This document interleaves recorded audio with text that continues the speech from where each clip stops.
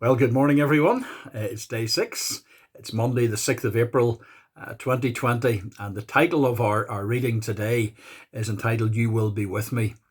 Today's book starts with this line. It says, looks can be deceiving. And this is very true, or especially true, of Golgotha's hill. I remember being in Jerusalem some years ago and being taken on a tour to see the sights. And potentially, Golgotha's hill was one of those sites. And in the church, again, supposedly built on top of Golgotha, we were shown slits in the rocks where potentially a cross could have been thrust in between the rocks. Christ's death had been made a tourist attraction, a place to visit, a place for the macabre to wander over, and a place for the religious to come together as well. Except that is for one woman who was on her knees in front of me, and she was inconsolable in her tears and in her grief.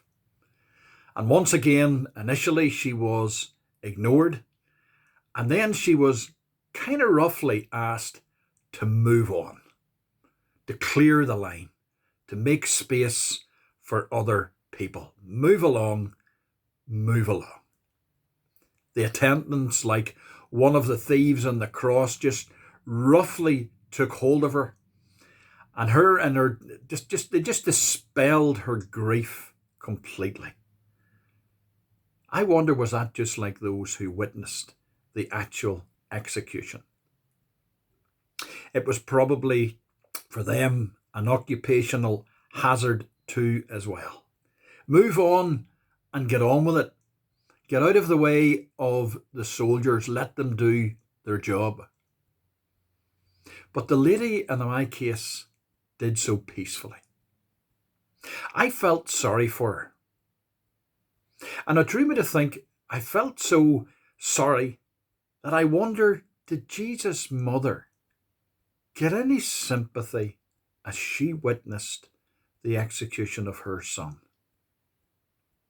I wonder, was there someone there who put their arms around her?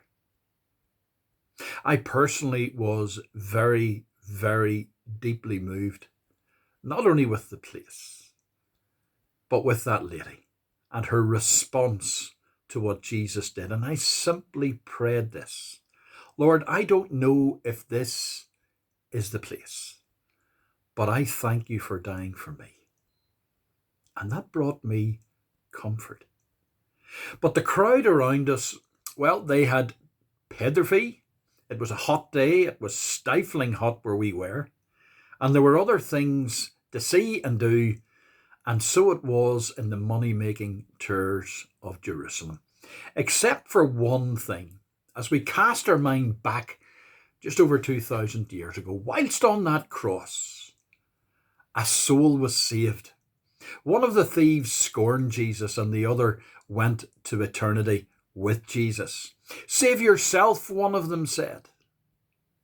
But you see, friends, we cannot save ourselves.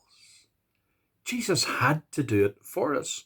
Our sin before a holy God needed to be removed by the one person who could do it fully and properly and forever. And that person was Jesus, only this guy didn't see it. God's perfect Son in a one-for-all sacrifice, final and complete. And here he was on this cross. Now today, friends, Christ is no longer on the cross. He is on his throne. His arms are still outstretched to the whosoever will come. His hands and feet still have the marks of the nails. And today he says to us all, look, he says, I am the way, the truth, and the life. No one comes to the Father except through me. Well, here's a thought for the day. Is this all a tourist attraction for you? Is it a story for a Sunday? Well, occasionally. Or is Jesus your Saviour and your Lord? The Lord bless you this day and every day as you seek him and you trust him.